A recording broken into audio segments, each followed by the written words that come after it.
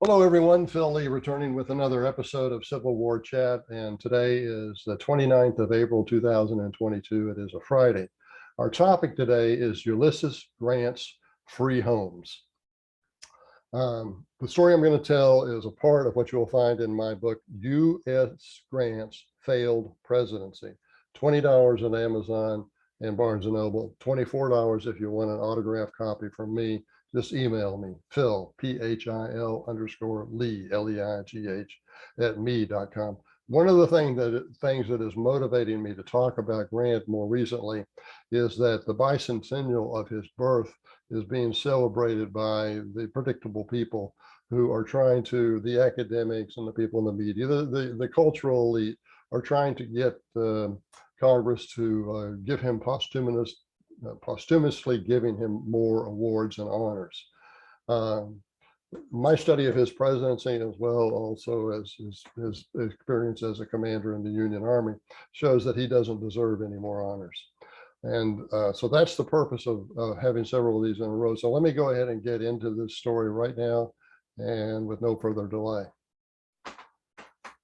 Although most modern biographies attribute the corruption in Grant's administration to venal advisors who took advantage of the president's innocent naivete, those biographers tend to ignore early examples of Grant's dubious conduct, through which he set low ethical standards for others who would follow him in his administration. One incident was the sale of the I Street residence in Washington shortly before he moved into the White House on March 6th, 1869, which was his first inauguration day. He had purchased the four-story structure only a few years earlier for $30,000, with part of a $100,000 purse raised on subscription for him by wealthy New Yorkers, arranged by former General Daniel Butterfield. Grant's wife, however, was unhappy when he sold it. She had anticipated that the home would again become their chief residence after Grant's presidency ended. She also seemed to be annoyed with the $40,000 sales price. In response, at Grant's urging, Butterfield and Treasury Secretary designee Alexander Stewart led another subscription to buy the house, this time for General William T. Sherman, at a price of $65,000. Once the money was raised, Grant repudiated his written agreement with an earlier buyer and pocketed the $35,000 extra profit, and appointed, as a reward, appointed Butterfield as an assistant treasury in the department's vital New York City office, where Butterfield would soon become entangled in the administration's first major scandal involving the 1869 gold market corner attempt by market manipulators Jay Gould and Jim Fisk, two men with unsavory reputations.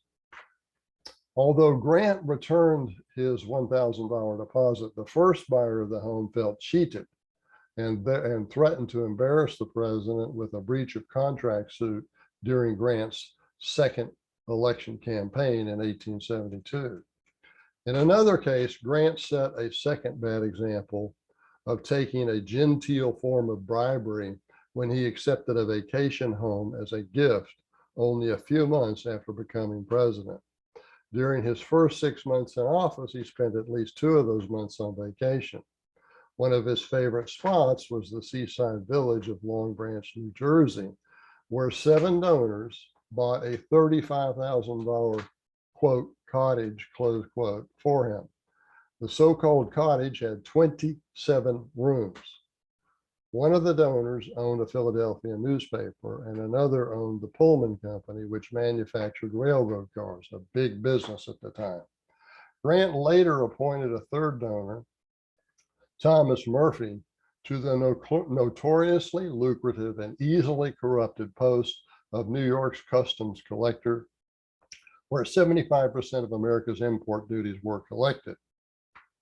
During the Civil War, Murphy had been an infamous supplier of shoddy merchandise to the Union Army. So he had nothing to recommend him from that angle, nothing to recommend him for such a valuable post as customs collector in New York, given the trickery and poor performance he made for himself during the Civil War.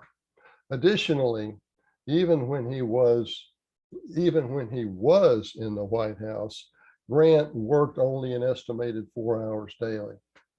He was on vacation when the Gould-Fisk gold market corner scheme was hatched, and on another vacation when it climaxed. At least 3 years prior to the above incidents, Grant accepted 2 other homes as valuable gifts from business leaders as well as some grateful citizens. One was in Galena, Illinois, where he resided shortly as a civilian on the eve of the Civil War. Now, once he got busy in Washington, he really never went back to Galena. But the other one was a Philadelphia mansion from which he expected to commute by railroad to his Washington-based post as General of the Army. Since routine commuting quickly grew to be too tiresome, Grant moved into the I Street home in Washington that he occupied until profitably disposing of it before moving into the White House, as explained earlier. Okay, again, the reason for going over this is Grant fanboys want to persuade Congress to grant even more honors on him posthumously. This book, U.S. Grant's Failed Presidency, is going to give you enough information to realize that he doesn't justify it. His character doesn't justify it. So if you buy the book and you like it, please give it a 5-star ranking at Amazon. And that's our show for today. So thanks for watching.